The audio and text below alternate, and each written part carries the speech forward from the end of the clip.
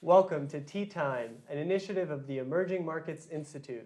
This week, we speak about the annual Emerging Market Institute annual report, where we have two of our EMI interns who worked on this year's report. We have Thomas, Nicolas, and we have the two authors of the report, Anne Miho and Lourdes Casanova, director of the Emerging Markets Institute. We begin with, and this is the report for everyone to see. You'll find a link listed on our page. But let's begin with what is an emerging market? We in Europe and the US need to classify the world outside our borders. And then we have these countries that are growing, but still the GDP per capita is low. We cannot say that it's a developing market because it's kind of starting to be developed. So then, what is the name? Antoine van Agmel launched this term, emerging markets, in the 80s. For us, what we have done, Anne and I started working on this 3 years ago. What we did was to classify the first 20, the biggest 20 by GDP nominal, because we believe that those are the emerging markets that are important because of the regional influence and because the size of the economy. And to speak more to the E20, how you came up with that concept, why 20, why not more? Well, first, because it seems acronyms are quite fashionable. I mean, jokes aside, we wanted to look at what was happening with this category of country, which is not really yet a developed country, but definitely still on the way to move up the ladder of income. People talk about emerging economies, and nobody actually knows and defines it, and there is no broad definition. But we needed to define the animal to understand a little bit what was going on. So we decided to create that category of 20 countries. As Lourdes said, they are the 20 countries which have the highest GDP, if you want, but we also took into account criteria such as demographics, because we believe this is a key parameter in economic and political power. And we also took into account the share of these economies in world trade and investment. So more or less, it gives you a group of 20 economies. At the bottom, you have one or two who 1 year can come out or 1 year Canada. It does not matter. What you need is you have a group which is basically stay more or less the same over the year. And we want to see how this group evolves. Okay, so just so we're clear, we're talking about some of the biggest economies in the world: China, India, Brazil, Nigeria, South Africa. These are very powerful economies. What role do you see them playing in the global economy today? Is this bloc a protagonist today in the global economy, or perhaps the protagonist as we move forward? I would not say that the group is the protagonist, because obviously the developed country, which you can illustrate through the G7, still are very, very important. But they definitely have become a major protagonist in terms of economic power. In the year 2000 or so, they were accounting for, let's say, about 20% more or less of global GDP. Nowadays, it's almost half of global GDP. This is huge. And in comparison, the share of the G7, which used to be the largest economy in the world, has fallen to about 30%. So they are one of the major protagonists, but not the major protagonist. They are very strong on economy. They are very strong on innovation and technology, which is a key to competitiveness nowadays.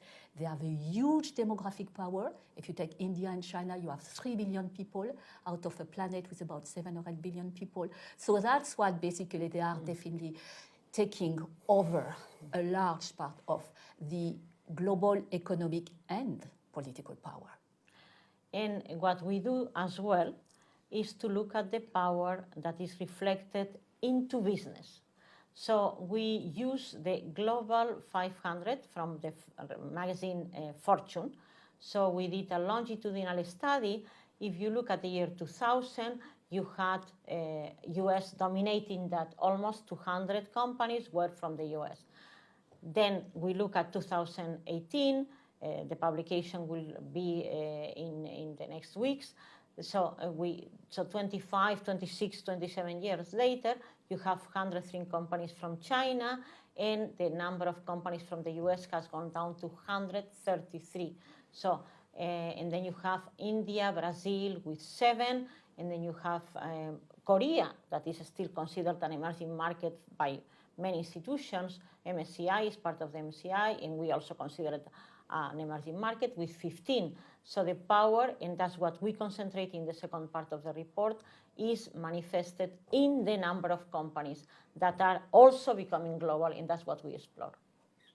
Okay, so despite this shared process where all these economies are increasingly taking up a larger proportion of the global economy, we still see quite a bit of divergence among all of these E20 economies. Tomás, Nicolas, what are these divergences that you're seeing within the E20 group itself? Okay, the E20 group is really diverse. You have economies that are growing, but you have also blocks within the E20 countries that behave really differently. So, for instance, you have China that is basically taking over the world and has enormous multinationals. And then you have other blocks within the E20s that are not growing that fast or that are trying to discover what's their position in the global economy. Maybe then you have Latin America that in the last years has not been growing as much as China, Korea, and other Asian economies. So yeah, all the E20s are becoming important in the world, but you can also see different behaviors within the group. So within the group, you can also say, for example, in the E20 group, most of the investments are going mainly to infrastructure. So because the E20 are developing countries and economies, they try to improve their infrastructure, which is the major problem in most of them. So I would say that's a common thing among all of them. So they have even created development banks like the AIBB or the NDB, New Development Banks, created by the BRICS. So they're trying to tackle those main issues in order to actually boost their economic growth. And then when you compare them to the G7, then you can see that those countries already, so they have the infrastructure, they invest in finance or healthcare, so they're more into service kind of investments, and then the E20 stays more in the infrastructure part. So I would say, and like Nicolas said, you should also divide them, so the Asian countries and then the Latin American ones, you can see different trends. One other common thing is the currencies, so most of them are very volatile, and also I would say they have in common some political instability, but for sure there are many of them that have boosted in the last years, like China or India or Korea, like Lourdes was saying. So I think there's potential there. And so both of you have been working on this report, and both of you also come from a country that is listed in this E20. What does it mean to you to think about Colombia as an E20 country? What role do you see Colombia playing in the future? Okay, it has been really interesting to work in the report because you can see all the similarities within the E20 group. So you can see that maybe the Asian countries had a similar era as Colombia is having right now. So it's interesting to see how, if you analyze how these countries grew, you can bring all these ideas to your own country and see what we're going to be able to do. I think Colombia right now is in a turning point. Yeah.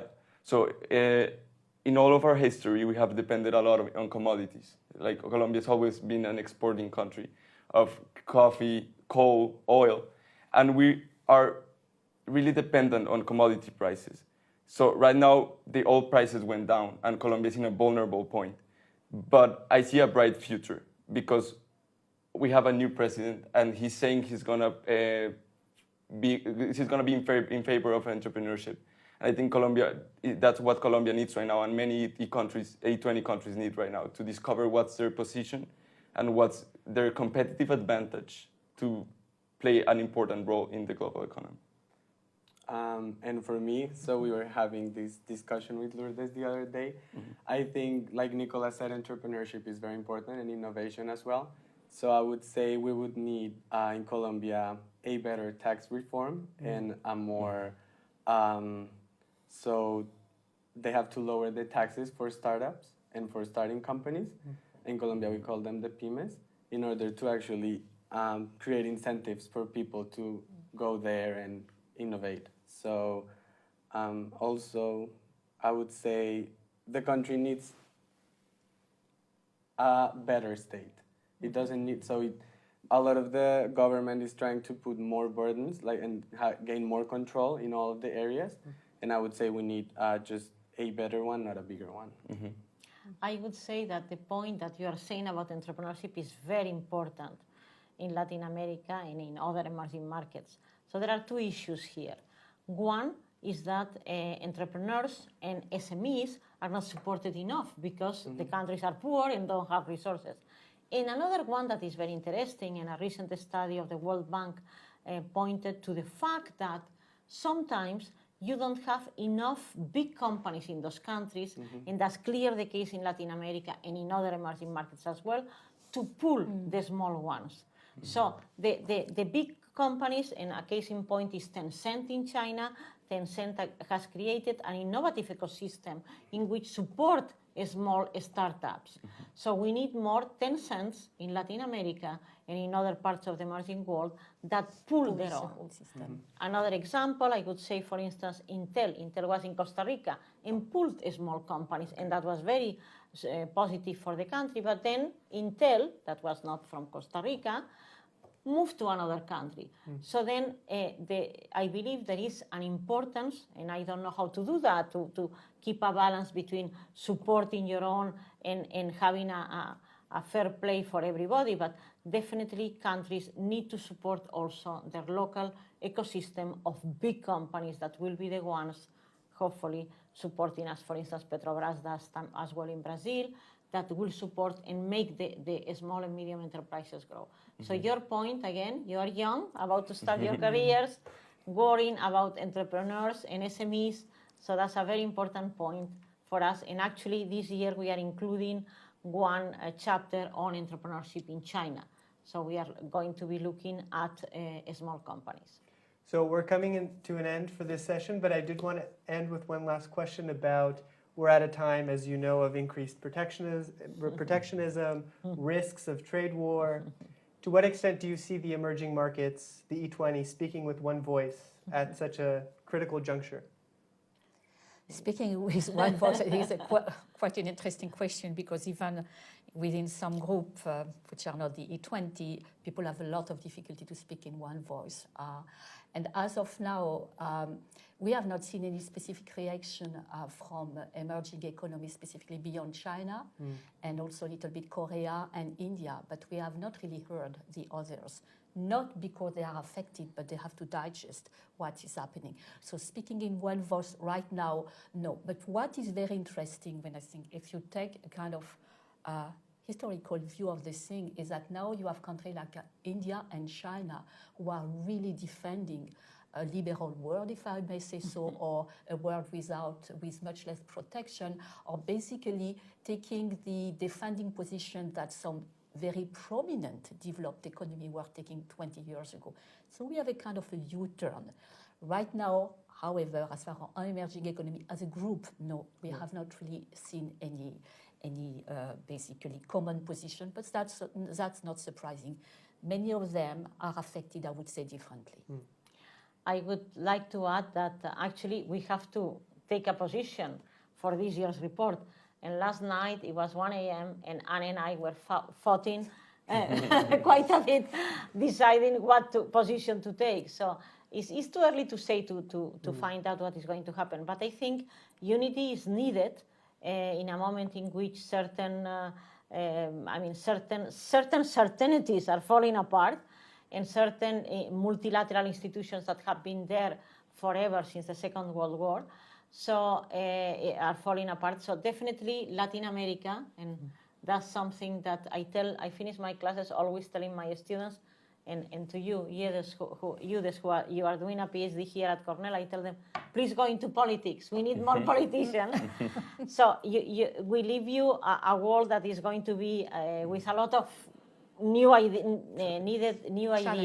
and challenges, and definitely, as you were saying, Eudes, with need for unity. So definitely, as Colombians, as Latin Americans, we need a more united Latin America. You need to look outside and inside, and definitely let's see, as you were saying, and what is true is that China and India are becoming champions of liberalization of trade, etc. So too early to say. We are seeing, as Anne was saying, upside down the world, and definitely need for unity, as you were suggesting. So thank you very much. Just one more word. We really enjoy working with you all. So definitely thank you so much to Juan Pablo, to Soraya, Samantha, Thomas, and Nicolas, and of course Judith, and Jennifer, who is outside and listening to us, because you are the EMI report as well. So of course, thank you to Anne. And I should say, stay tuned for this year's report, which will be released in the fall in the annual EMI conference. Thank you so much, Judith. Thank you. you. Thank you. Thank you.